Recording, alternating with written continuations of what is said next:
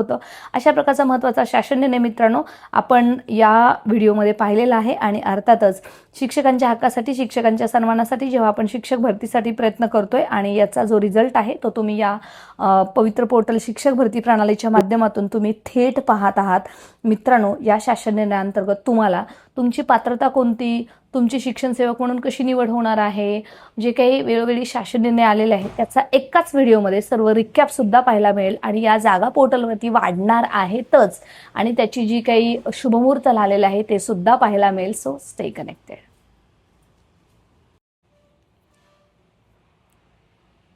मित्रांनो नमस्कार।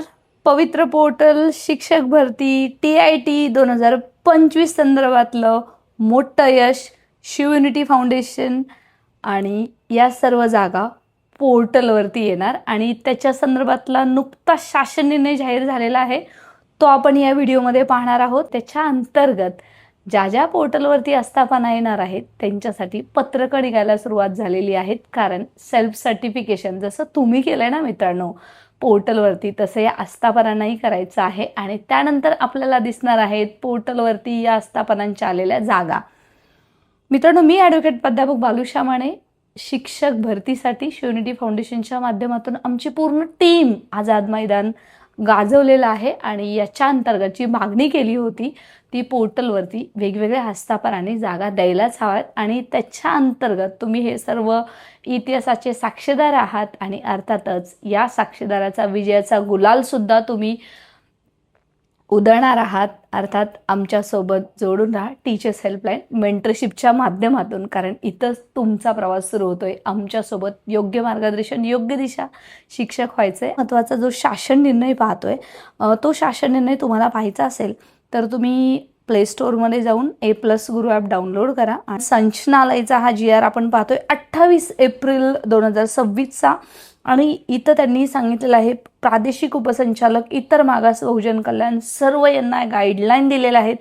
पोर्टलच्या टॅबबद्दल या शासन निर्णयामध्ये याच्या अगोदरचा डिसेंबर महिन्यातला जो GR होता ई पोर्टल भरती खुली करण्यात आली होती या आस्थापनांना, तरीसुद्धा साशंकता होती की त्यांचं इतक्या लवकर काम पूर्ण होईल का, रोस्टर तपासणी बिंदू नामावली पूर्ण झालेला आहे का। आणि त्याच्या अंतर्गत जेव्हा त्यांना सेल्फ सर्टिफिकेशनसाठी आता टॅब मिळतोय त्यावेळेस त्यांचं किती काम झालेलं आहे याच्यावरती कार्यवाही होणं गरजेचं होतं। विमुक्त जाती भटक्या जमाती प्रवर्गाच्या खाजगी अनुदानित प्राथमिक, माध्यमिक, उच्च माध्यमिक, ऊसतोड कामगारांच्या मुलामुलींसाठीच्या आश्रमशाळा तसेच विद्यानिकेतन आश्रमशाळांमधील शिक्षक निवडीबाबत तुमच्या लक्षात येते ना मित्रांनो, ज्या काही आश्रमशाळा होत्या त्यांच्या जागा पोर्टलवरती येणारच आहे। त्याच्या संदर्भातला GR 3 डिसेंबर 2025 रोजी आलेला होता आणि आता त्याच्या संदर्भातली महत्त्वाची कार्यवाही सुद्धा सुरू केल्याचं तुम्हाला या GRच्या माध्यमातून दिसत आहेत आणि त्याचा एक स्पेशल शासन निर्णय त्यांच्यासाठी निघालेला आहे। अशा GRची मित्रांनो आपण वाट पाहतोय तो म्हणजे पेसा क्षेत्रातील असा GR ज्या दिवशी येईल ना त्या दिवशी मित्रांनो तुमची बल्लेबल्ले झालेली असेल आणि आपल्या प्रयत्नाला सुद्धा यश आलेलं असेल। कारण मित्रांनो या जागा येणं गरजेचं आहे। मित्रांनो पोर्टलवरती टॅब जाहिराती येतीलच, परंतु त्याच्यासोबत जागा वाढणं गरजेचं आहे, तुमचं काम होणं गरजेचं आहे। मित्रांनो याच्या संदर्भात यांनी जो निर्णय घेतलेला आहे आणि या GR अंतर्गत इथं जागा भरत असताना वय किती, कोण कोण एलिजिबल आहे सगळं तुम्ही GR या व्हिडिओमध्ये पाहणार आहात। शेवटपर्यंत व्हिडिओ पहा, सबस्क्राईब करून नोटिफिकेशन ऑन करा, सर्व मित्रमैत्रिणींना शेअर करा। मित्रांनो याच्या अंतर्गत हे जे काही तुम्ही पाहताय की शालेय शिक्षण व क्रीडा विभागाच्या धर्तीवर जो काही GR होता 3 डिसेंबर 2025चा त्याच्या अंतर्गत या सर्व ज्या आस्थापना आहेत ज्या मुलामुलींच्या निवासी आश्रमशाळेसाठी विद्यानिकेतनाचे जे विमुक्त जाती भटक्या जमातीच्या आश्रमशाळेतील शिक्षक निवडीसाठी पवित्र पोर्टल या संगणकीय प्रणालीची अंमलबजावणी करण्याबाबत मार्गदर्शक सूचना निर्गमित करण्यात आलेल्या आहेत। आणि त्याच्या अनुषंगाने महत्त्वाची लाईन आणि हाच आपला मुद्दा, जे संचालक आहेत सोनाली मुळे यांचं हे शासन निर्णय आपण पाहतोय इतर मागास बहुजन कल्याण विभागच्या माध्यमातून हा जो हे पत्रक आहे ते निघालेलं आहे आणि ते निघणं फार गरजेचं होतं। कारण या जागा पोर्टलवरती पहिल्याच टप्प्यात येणं मित्रांनो फार गरजेचं होतं। त्या अनुषंगानं सर्व प्रादेशिक उपसंचालक या विभागाशी निगडित सहाय्यक संचालक व आश्रमशाळांना log in, user name, password उपलब्ध करून देण्याच्या अनुषंगाने सोबत जोडलेल्या प्रपत्र अ आणि ब मधील माहिती तात्काळ संचालनालयात सादर करावी अशा पद्धतीचे आदेश देण्यात आलेले आहेत. सोबतच आपण हा जो GR पाहणार आहोत, जो त्याच्या अंतर्गत ही जी माहिती मागवलेली आहेत त्याच्यामध्ये संस्थेचं नाव लिहायचे, आश्रमशाळेचं नाव लिहायचे, युडाईस क्रमांक लिहायचे, अध्यक्ष व त्यांचे नाव, भ्रमणध्वनी क्रमांक, सचिव यांचे नाव, भ्रमणध्वनी क्रमांक, मुख्याध्यापक व नाव, भ्रमणध्वनी क्रमांक, हे पूर्ण प्रपत्र त्यांना भरून द्यायचं आहे. आणि यासोबतच प्रपत्र ब मध्ये प्रादेशिक उपसंचालक, सहाय्यक संचालक, भ्रमणध्वनी क्रमांक हे सुद्धा इथं त्यांना मेन्शन करायचं आहे आणि असे द्यायचं आहे. याच्या संदर्भातला GR जो 3 डिसेंबर 2025 रोजी निघालेला होता आणि त्याच्या अंतर्गतच आता मित्रांनो एका विभागाचा आलेला आहे, ज्याची मागणी आपण आझाद मैदानच्या आंदोलनामध्ये केली होती, ज्याची मागणी आपण जसं पोर्टल भरती सुरू झाली केली होती आणि त्याला यश तर आलेलंच आहे. समान संधी मिळावी व शिक्षण सेवक पदासाठी उच्च गुणवत्ताधारक उमेदवारांची निवड व्हावी याच्यासाठी पवित्र पोर्टल प्रणाली आहे आणि त्याच्या अंतर्गत ही जी भरती होणार आहे आणि त्याच्या अंतर्गत वेळोवेळी ज्या सुधारणा करण्यात आलेल्या आहेत त्याच्यामध्ये जो काही बदल करण्यात आहे त्याची सुद्धा नोंद घ्यायची आहे. अशा पद्धतीचा शासन निर्णय ऑलरेडी आलेला होता आणि त्याच्या अंतर्गत त्यांनी हे पूर्णता दिलेले आहे. आणि यावरती जो शासन निर्णय आहे त्याच्यानुसार शिक्षण सेवक भरती कार्यपद्धती, आता ही जी भरती होते TIT 2025 ज्यांनी दिलेली आहे त्यांची जी गुणवत्ता आहे त्याच्या गुणाच्या आधारानेच ही कार्यपद्धती होणार आहे आणि त्याच्यानुसारच सरळ systematic administrative reform for achievement in learning by student या नोंदणीकृत जे विद्यार्थी आहेत त्यांच्या संख्येच्या आधारानं जी शिक्षकांची संख्या ठरणार आहे. दुसरा त्याच्यामधला 2.2 आपण पाहतोय की रिक्त पदांच्या भरतीकरता व्यावसायिक शैक्षणिक अर्हता आहे, त्याच्यानुसार जी तुमची निवड होणार आहे ती विषयनिहाय, माध्यमनिहाय, प्रवर्गनिहाय, बिंदू नियमावलीनुसार रिक्त पदांचा तपशील शैक्षणिक संस्था पवित्र या संगणकीय प्रणालीमार्फत भरणार आहेत आणि त्याच्यानुसारच जे बहुजन कल्याण विभाग यांच्याकडे जाहिरातीचा प्रस्ताव पदभरतीपूर्वी सादर करेल आणि त्याचीच आता ही महत्त्वाची जी घडामोड पाहतोय, जो आपण GR पाहतोय त्याच्या संदर्भातलाच आहे. युजर नेम आहे, पासवर्ड आहे, उपलब्ध करून दिला जाईल आणि त्याच्या संदर्भातली माहिती प्राप्त झाल्यानंतर 7 दिवसात, कार्यालयीन 7 दिवसात जाहिरातीतील माहिती बरोबर असल्याची खात्री करण्यात येईल व सदरची माहिती बरोबर असल्यास मान्य कर्तव्य, माहिती अपूर्ण असल्यास, चुकीची असल्यास कारणास्तव अमान्य करण्यात येईल. मित्रांनो, तुमच्या लक्षात येते का आपण सांगत होतो की आस्थापनांना सेल्फ सर्टिफिकेशनसाठी टॅब दिला जाणार आहे आणि हाच टॅबची ही कार्यवाही सुद्धा पोर्टल भरती संदर्भातली सुरू झालेली आहे. काही झालं तर जुलै महिन्यापर्यंत यांना शिक्षकांची भरती वर्णी लावायची आहे, कारण जेव्हा शाळा सुरू होतील तेव्हा शिक्षक तिथं असायला हवेत किंवा शाळा सुरू झाल्यानंतर तरी कमीत कमी ती प्रोसेस तरी सुरू व्हायला हवी. आणि त्याच्या संदर्भातला महत्त्वाचा शासन निर्णय आपण पाहत असताना तुमच्या एक लक्षात आलं असेल की पहिल्यांदा जाहिरातीच्या अगोदर जी काही माहिती देत आहे ती युजरनेम, पासवर्ड याच्या माध्यमातून जे काही संच मान्यता असेल, बिंदू नामावली असेल आत्तापर्यंतची त्याची खात्री करून घेतली जाणार आहे. आणि त्याच्यातच आस्थापनांना जो सेल्फ सर्टिफिकेशनचा टॅब आहे जे आम्ही तुम्हाला प्रॉमिस केलं होतं पोर्टलवरती येणार आहे, तो जाहिरातीचा न येता पहिल्यांदा सेल्फ सर्टिफिकेशनचा येतोय आणि त्यानंतर जाहिरातीचा येतोय. जरी लेट होत असलं तरी काम मात्र व्यवस्थित होतं, याच्याबद्दल शंकाच नाहीये आणि ते व्हायला हवं. अन्यथा जुलै एकदा उजाडला तोपर्यंत जर भरती संदर्भातली कोणतीही काम नाही झालं ना मित्रांनो, तर कंत्राटी भरती सुरू होईल. हेही तुम्ही रेकॉर्ड करून ठेवा, कारण त्याच्यासाठी गरज आहे. हे काम सुद्धा होण्याचं, गतिमान काम होण्याची सुद्धा तितकीच गरज आहे. त्याच्या अंतर्गत ही जी माहिती आहे ती लॉग इन याच्यामध्ये उपलब्ध करून दिली जाणार आहे आणि त्याच्यानुसार संकेतस्थळावर जे काही पवित्र पोर्टलवर जाहिराती प्रसिद्ध होणार आहेत. म्हणजेच काय, जेव्हा सेल्फ सर्टिफिकेशनचा टॅब येईल त्याच्यानंतरनं जाहिराती प्रसिद्ध होतील आणि त्याचा संदेश जे संस्थेचे प्रतिनिधी आहेत त्यांना SMS द्वारे सुद्धा प्राप्त होणार आहेत किंवा त्यांच्या स्वतःच्या लॉग इनला सुद्धा दिसणार आहे. सोबतच इच्छुक उमेदवार आहेत ते जाहिरात प्रसिद्ध झाल्याच्या दिनांकानुसार त्यांनी काय करायचं आहे तर त्यांच्या पात्र केलेल्या गुणासह योग्य कालावधीत ते अर्ज करतील. म्हणजे उमेदवारांना जो प्राधान्यक्रमसाठी टॅब उपलब्ध होणार आहे आणि त्याच्यानुसार पात्रतेनुसार प्राधान्यक्रम सुद्धा त्यांना देता येतील विषयाच्या पात्रतेनुसार. याच्या संदर्भातली भरती आहे. सोबतच शालेय शिक्षण क्रीडा विभागाच्या 12/2/2025च्या निर्णयानुसार आश्रमशाळेतील प्रत्येक रिक्त जागेकरता अनुदानित खाजगी बघा, याच्यामध्ये दोन्ही प्रकारच्या शाळा येत आहेत. त्याच्यामध्ये मुलाखतीसाठी जे काही प्रमाण आहे ते 1:3 देण्यात येणार आहे आणि त्याची जी पोर्टल भरती जी काही यादी आहे ती व्यवस्थापकांना जे उमेदवार आहेत ती उपलब्ध करून देणार आहे, जे उमेदवारांचे प्राधान्यक्रम देणार आहेत. आणि इथं मात्र मित्रांनो तुम्हाला योग्य ती दिशा निवडायची आहे. जर तुमची दिशा चुकली तर तुमचा प्राधान्यक्रम चुकला तर तुमची नोकरी चुकली. टीचर्स हेल्पलाईनच्या माध्यमातून प्ले स्टोअरमध्ये जाऊन A+ ग्रुप डाउनलोड करा, जेणेकरून आम्ही तुम्हाला फुलना फुलाची पाकळी म्हणून वैयक्तिक गायडन्स करणार आहोत.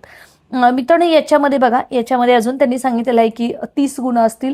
मुलाखत व अध्यापन कौशल्याद्वारे संबंधित शैक्षणिक उमेदवारांचे निकाल. आता याच्यामध्ये बदल झालेला आहे आणि मित्रांनो तुम्ही पहिल्यांदाच पाहिलं पत्रक जेव्हा वाचायला सुरुवात केली की काही याच्यामध्ये येणाऱ्या काळामध्ये बदल होणार आहेत. आणि आता इंटरव्ह्यूचा जो राऊंड आहे त्याच्यामध्ये सुद्धा जे पाठीमागची कार्यपद्धती होती आणि आत्ताची होती त्याच्यामध्ये बदल झालेले आहेत.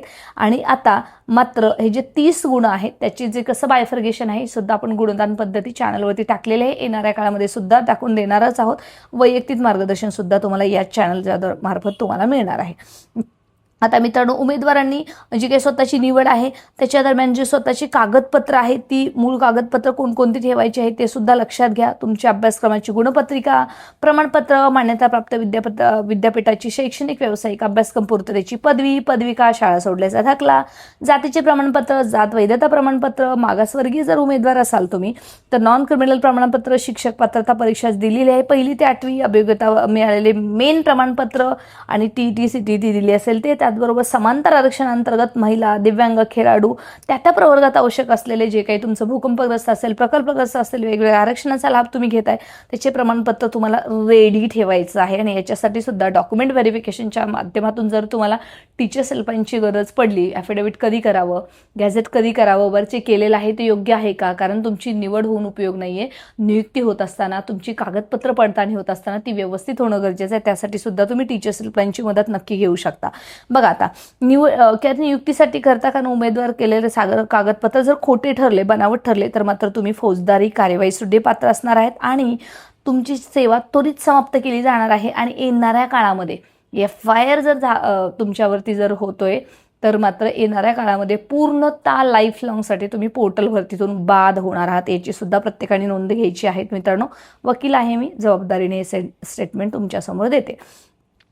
सोबत आता मित्रांनो याच्यानंतरची जी प्रोसेस आहे ती नंतर 7 दिवसाच्या आतमध्ये करायची आहे. आक्षेप नोंदवायचे आहे. त्याच्या संदर्भातले शैक्षणिक संस्थांनी जे काही विभाग आहे त्यांना पूर्णतः माहिती दिलेली आहे की कशा पद्धतीने प्रोसेस पार पडणार आहे. आणि VGNT सेवा अर्थ प्रणालीसाठी सुद्धा संगणक प्रणालीमार्फत ऑनलाईन रुजू करून घेता येतील.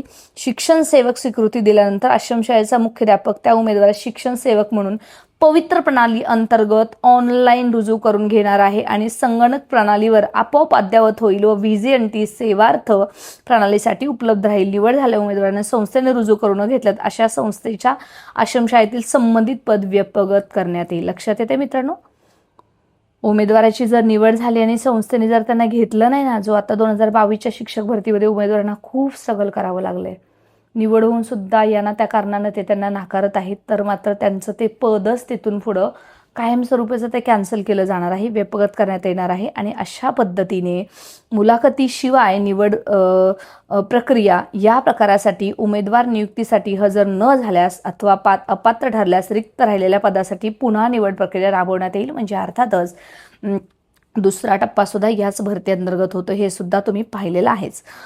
नंतर त्याच्यानंतर जो काही निवड हजर न झाल्यामुळे अपात्र राहिल्यामुळे रिक्त राहिलेल्या शिक्षण सेवकांच्या पदासाठी प्रतीक्षा यादीवरील पुढील उमेदवाराची निवड करता येईल. हे लक्षात घ्या मित्रांनो.